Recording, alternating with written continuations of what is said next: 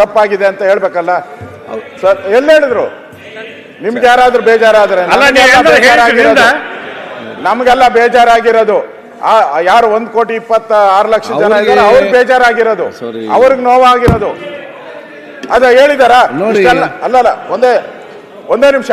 ಅವ್ರು ಇಷ್ಟೆಲ್ಲ ಹೇಳಿದ್ರಲ್ಲ, ನಾವು ಫೆಬ್ರವರಿ ಮಾರ್ಚ್ ಯಾವಾಗ ಆಗ್ತೀನಿ ಅಂತ ಏನಾನು ಹೇಳಿದ್ರ? ಮುಖ್ಯಮಂತ್ರಿ ಉತ್ತರ ಫೆಬ್ರವರಿ ಮಾರ್ಚ್ ಯಾವಾಗ ಆಗ್ತೀನಿ ಅಂತ ಹೇಳಿಲ್ಲ, ಕ್ಷಮಾಪಣೆ ಕೇಳಿಲ್ಲ. ತೆಗ್ಸಿ ಕೊಡಿ ನನಗೆ, ತೆಗ್ಸಿ ಕೊಡಿ ನನಗೆ. ಬೇರೆ ನೀವು ಕೂತ್ಕೊಂಡು ಯಾಕೆ ಮಾತಾಡ್ತೀರಿ? ಸಮಸ್ಯೆ ಬಗೆಹರಿಸಿದ ಉಂಟು ಮಾಡ್ಲಿಕ್ಕಿದ್ರೆ ಇಲ್ಲಿ.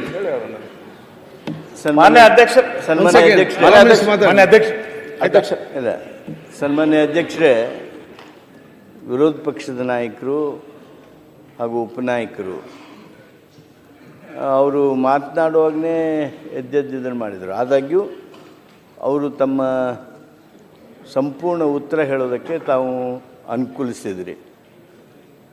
ಈ ಸಂದರ್ಭದೊಳಗೆ ಅವ್ರು ಏನೇನು ಶಬ್ದ ಹೇಳಿದ್ರು ಅದನ್ನು ಅವರು ಗಮನಿಸಿದರು. ವಿಷಾದ ವ್ಯಕ್ತ ಮಾಡುವಂಥ ಅವರ ನುಡಿಗಳನ್ನು ನೀವು ಕೇಳಿದ್ದೀರಿ. ಅದು ಏನ್ರಿ, ಸ್ಪೀಕರ್ ಇದ್ದಾರೆ, ನಮ್ಮ ಕಿವಿಗೆ ಕೇಳ್ಯಾವು.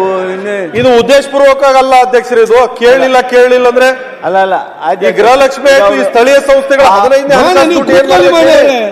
ಕರೆಂಟ್ ಬಿಲ್ ಕೊಟ್ಟಿಲ್ಲ. ಮತ್ತೆ ಮಾತಾಡಿ, ನೀವು ಮಾತಾಡಿ, ಇದು ಮುಗಿಲಿ. ಮತ್ತೆ ಮಾತಾಡಿದಲ್ಲ ಆ ಮಾತನ್ನ ಅವರು ಹೇಳಿದ್ರು. ಅದಕ್ಕೆ ಈ ವಿಷಯ ಇಲ್ಲಿಗೆ ಮುಗಿಸಿ ಮುಂದಿನ ವಿಷಯ ಮನೆ ಅಧ್ಯಕ್ಷರೇ, ಮಹೇಶ್ ತೆಂಗಿನಕಾಯಿ ಅವರು ಕೇಳಿದ ಪ್ರಶ್ನೆಗೆ ಸದನದಲ್ಲಿ ಅವತ್ತು ಅವ್ರು ಕೊಟ್ಟಿರುವಂತ ಉತ್ತರ ತಪ್ಪಿತ್ತು ಅನ್ನುವಂಥದ್ದು ನಂತರದ ನಮಗೆ ಬಂದಿರುವಂಥ ದಾಖಲೆಗಳ ಮುಖಾಂತರ ನಿಮ್ಗೆ ಗಮನಕ್ಕೆ ತಂದಿದ್ದೀವಿ. ಇವತ್ತು ಅವ್ರು ಅದನ್ನ ನಾನು ಉದ್ದೇಶಪೂರ್ವಕವಾಗಿ ಅಲ್ಲ ಕೊಟ್ಟಿದ್ದು ಅನ್ನೋದನ್ನು ಕೂಡ ಅವರೇ ಮಾಡಿದ್ದಾರೆ. ಪದೇ ಗೃಹಲಕ್ಷ್ಮಿ ಯೋಜನೆ ಬಹಳ ಒಳ್ಳೆ ಯೋಜನೆ, ಇದು ನಾವು ಒಪ್ಕೊಂಡು ನಾವೇನಿಲ್ಲ ಅಂತ ಹೇಳಲಿಲ್ಲ. 2 ತಿಂಗಳು ಆಗಸ್ಟ್ ತನಕ ಕೊಟ್ಟಿದ್ದೀವಿ ಅಂತ ಒಬ್ರು ಸಚಿವರು ಮತ್ತು ಮುಖ್ಯಮಂತ್ರಿಗಳು ಸ್ವತಃ ಒಪ್ಕೊಂಡ್ರು, ಆಗಸ್ಟ್ ತನಕ ಕೊಟ್ಟಿದ್ದೀವಿ ಅಂತ. ನಂತರ ಮತ್ತೆ ಕರೆಕ್ಷನ್ ಮಾಡ್ಕೊಳ್ತಾ ಇರೋದೇನು ಅಂತಂದ್ರೆ, ಇಲ್ಲ ಆಗಸ್ಟ್ ಫೆಬ್ರವರಿ ಮತ್ತು ಮಾರ್ಚ್ ಆಗಿಲ್ಲ ಅಂದ್ರೆ ನಾವು ಕೊಡ್ತೀವಿ ಅನ್ನುವಂಥ ಮಾತನ್ನು ಹೇಳ್ತಾ ಇದ್ದಾರೆ. ನಾವು ಅವತ್ತಿನಿಂದ ಇವತ್ತಿನ ತನಕ ಹೇಳ್ತಾ ಇರೋದು, ನೀವು ಗ್ಯಾರಂಟಿ ಯೋಜನೆಗಳನ್ನ ಘೋಷಣೆ ಮಾಡಿದಿರಿ, ಆದ್ರೆ ಸರಿಯಾದ ಸಮಯಕ್ಕೆ ಯಾವುದನ್ನು ಕೂಡ ತಲುಪಿಸ್ಲಿಕ್ಕೆ ಆಗ್ತಾ ಇಲ್ಲ.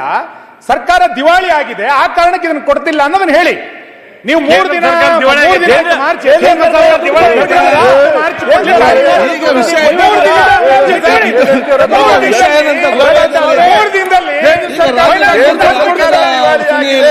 ಇದು ಲಾಂಗ್ ಜಂಪ್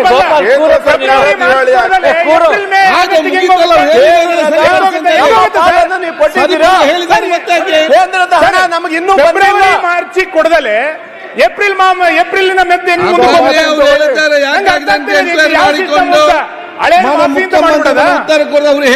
ಒಪ್ಕೊಂಡ್ಬಿಡಿ ಅಷ್ಟೇ.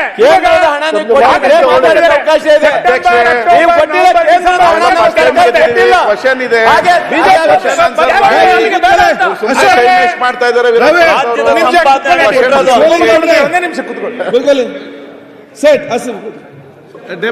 ಅಲ್ಲ, ನೀವು ಸದನಕ್ಕೆ ಬಂದು ಹೌದು 2 ತಿಂಗಳು ನಮ್ಗೆ ಹಾಕಿರ್ಲಿಲ್ಲ, ನಾನು ಇವತ್ತು ಹಾಕಿ ಸದನಕ್ಕೆ ಬಂದಿದ್ದೀನಿ ಅಂತ ಹೇಳಿದ್ರೆ ನಾವು ಮೆಚ್ಕೋತಾ ಇದ್ವಿ.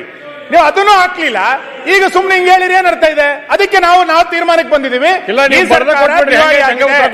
ಸರ್ಕಾರ ನ್ಯಾಯ ಕೊಡ್ತಾ ಇಲ್ಲ ಅನ್ನೋದನ್ನ ಸ್ಪಷ್ಟ ಮಾಡಿ ನಾವು ಸುಮ್ನೆ ಒಪ್ಕೊಂಡ್ಬಿಡ್ತೀವಿ.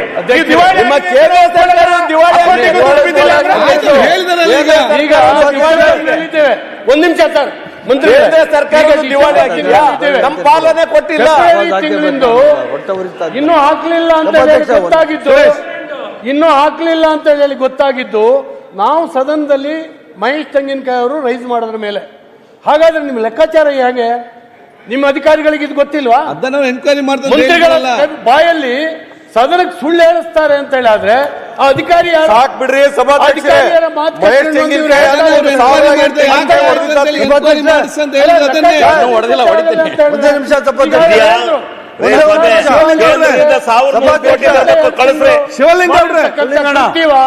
ಇದನ್ನು ಯೋಚನೆ ಮಾಡಿ. ZPTP ಎಲೆಕ್ಷನ್ ಮಾಡ್ತೀರಿ ಶಿವಲಿಂಗೇಗೌಡ್ರೆ. ಒಂದೇ ಒಂದು ನಿಮಿಷ ಅಧ್ಯಕ್ಷರೇ, ಸಭಾಧ್ಯಕ್ಷರೇ, ಒಂದ್ ಸೆಕೆಂಡ್. ಮಾನ್ಯ ಅಧ್ಯಕ್ಷರೇ,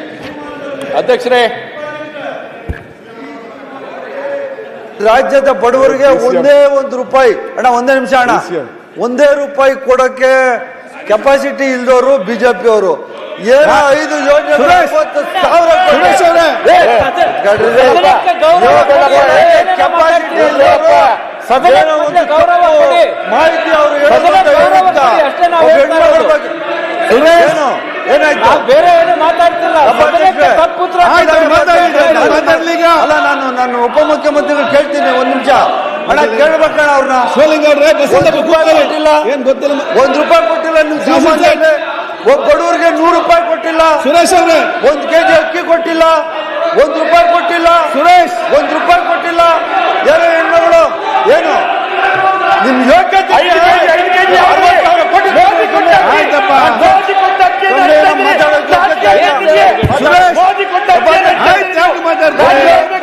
ಮಹಿಳಾ ಮಂತ್ರಿ ಏನೋ ತಪ್ಪಾಯ್ತು, ಅಧಿಕಾರಿಗಳು ತಪ್ಪಾಯ್ತು ಕೊಟ್ಟವ್ರೆ ಅಂತ ಹೇಳ್ಬಿಟ್ಟು ಆಯ್ತು ವಿಷಾದ ವ್ಯಕ್ತಪಡಿಸ್ಕೊಂಡು ಮಹಿಳಾ ಶಕ್ತಿ ಯಾಕೆ ನೋಡುವ ಏನಂತೇಳಿ ಗೊತ್ತಾಗಿಲ್ಲ ಅಂದ್ರೂ ಯಾಕೆ ಅವ್ರೆ 91 ರೂಪಾಯಿ ಐತೆ, ಮಾತಾಡ್ತೀರಾ? ರವಿ ಕೂತ್ಕೊಳ್ಳಿ, ರವಿ ಅವರೇ ಕೂತ್ಕೊಳ್ಳಿ, ನಿಂತ್ಕೊಂಡು ಅಲ್ಲಿ ನೋಡ್ತೀರಿ, ಯಾರನ್ನು ನೋಡುದು ನೀವು? ಅಧ್ಯಕ್ಷೆ,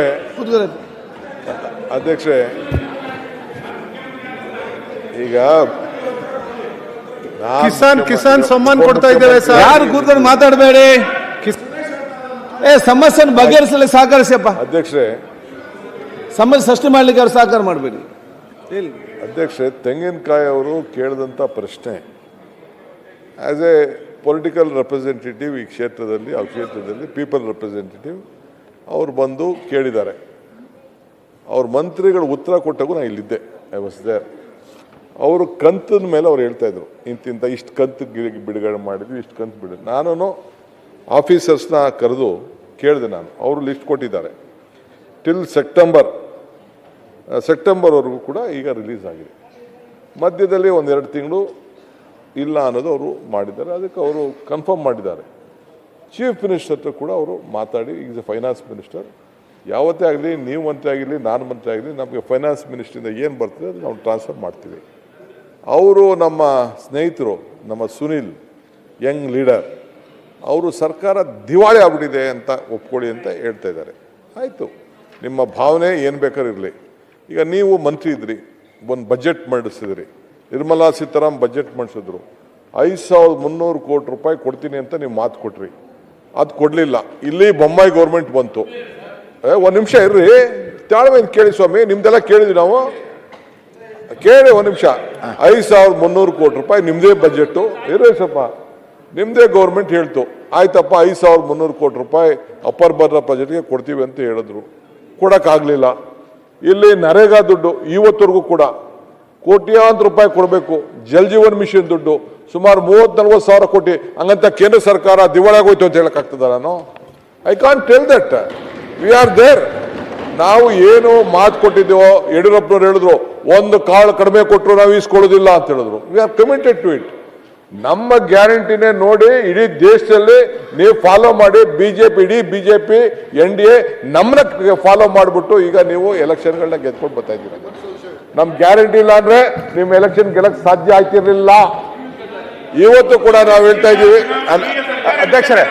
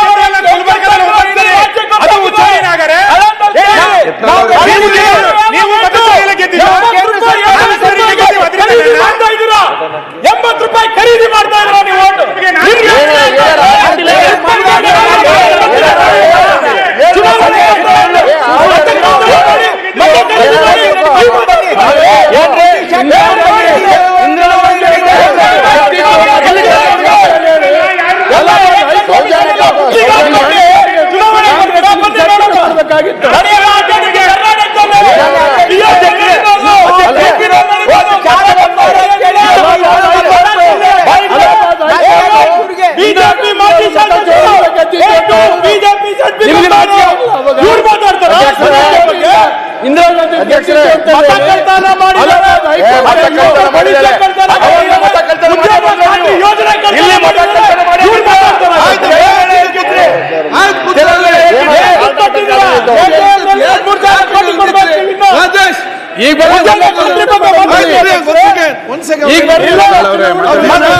ಚುನಾವಣಾ ಬಗ್ಗೆ ಮಾತಾಡ್ತಾ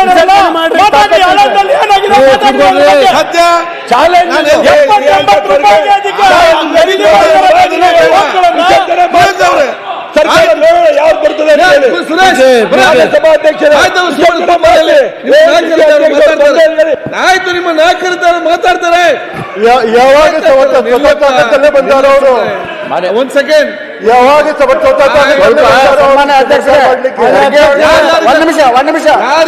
ನಿಮಿಷ ಕೊಡಿ. ಶಿಸ್ತುಪಾಲ ಒಂದ್ ಸೆಕೆಂಡ್. ಯಾರಿಗಾರಿಗೆ ಚುನಾವಣೆ ಬೇಕು ದಯವಿಟ್ಟು ಕೈ ಎತ್ತಿ, ರಾಜೀನಾಮೆ ನನ್ನ ಕೈಯಲ್ಲಿ ಕೊಡಿ, ನಾನೀಗ ಎಸಪ್ ಮಾಡ್ತೇನೆ. ಚುನಾವಣೆಗಿಂತ ಬನ್ನಿ. ವಿಧಾನಸಭೆ ನನಗೆ ರಾಜೀನಾಮೆ ಕೊಡಿ, ಈಗ ಕಳಿಸ್ತೇನೆ ಗವರ್ನರ್ಗೆ. ಇಲ್ಲ. ಮಾಡಿ ವೋಟ್ ಮಾಡಿ ಬರುವ.